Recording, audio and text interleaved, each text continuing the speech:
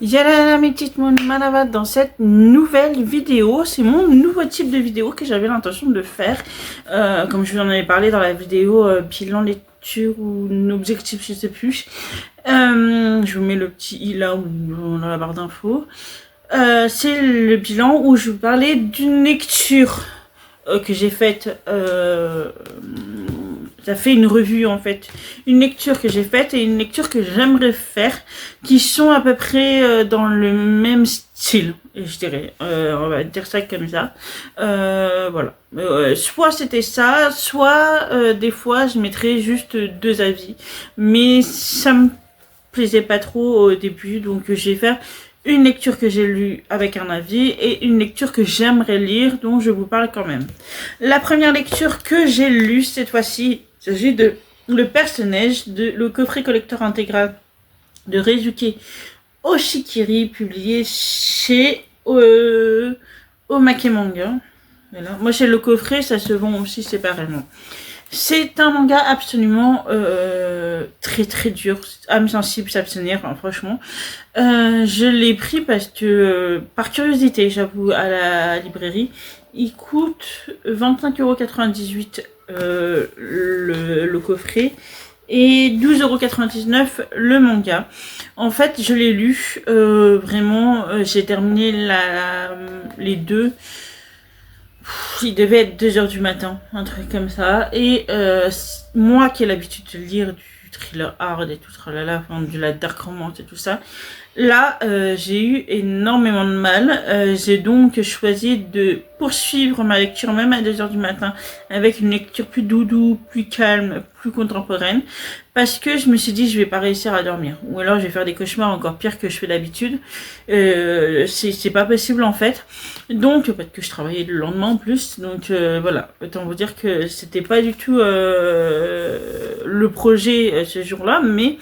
Donc je l'ai terminé.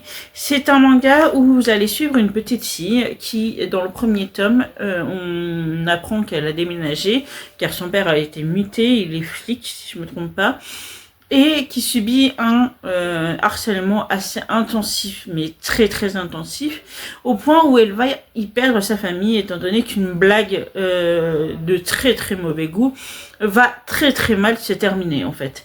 Donc quand elle prend conscience, au début, vous la voyez, elle reste focus. Elle se dit bon, c'est du harcèlement, mais quand je rentre à la maison, tout va bien, vous voyez. Donc, elle se dit, bon, j'ai quelques années encore à tenir, ensuite quand je partirai, je les verrai plus, en fait.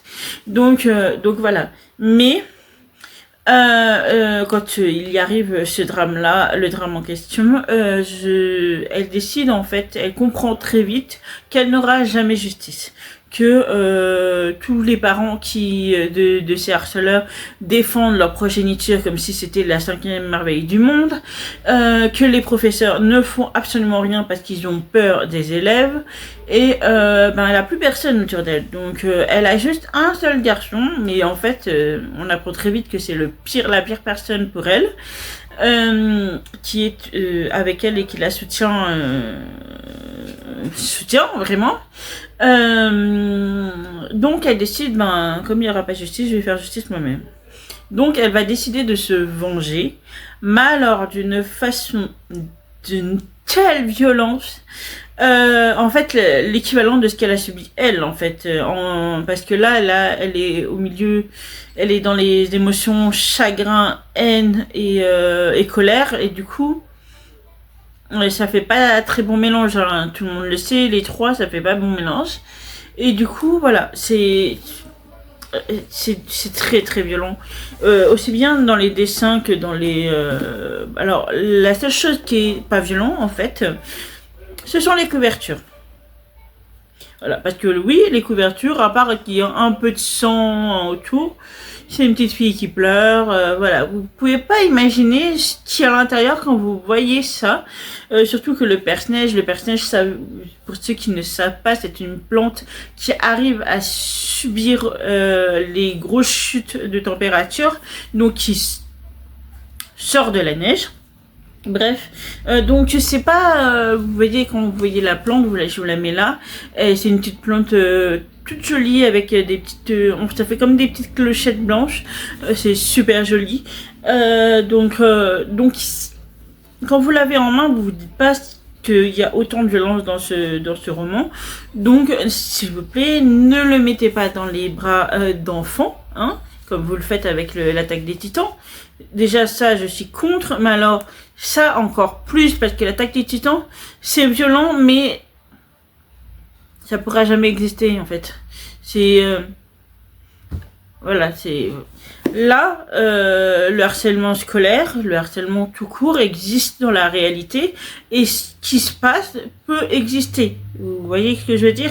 Parce que vous avez du harcèlement, de l'inceste, de la violence conjugale, du brûlage vif, bref, vous avez extrêmement violent. Alors le premier est moins violent que le deuxième, hein. Le premier, alors le deuxième, je vais vous montrer à quel point les scènes sont violentes. Déjà les dessins en lui-même sont violents, je trouve, même quand il n'y a pas de violence, donc voilà. Mais je crois que c'est la dernière qui se fait.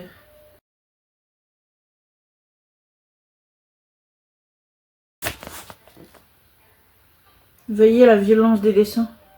Ne mettez pas dans les mains d'enfants, s'il vous plaît, j'en supplie. C'est extrêmement violent. Déjà, je trouve que c'est fait vraiment pour les adultes. Même les ados 13-14 ans qui vous disent « Ah, mais moi, j'ai lu de la dark romance », ils devraient même pas lire de la dark romance, donc ne mettez pas ça dans leurs mains. Et même là, derrière, il y a écrit c'est prenant, c'est tragique, c'est déchirant. Quand le harcèlement pousse à bout, le manga Choc de Reizuke Oshikiri, adapté au cinéma et qui a défrayé la chronique du Japon. Au Japon, pardon. Je remercie vraiment, par contre, la maison d'édition qui l'a sortie telle qu'elle, sans censure, parce que c'est violent, mais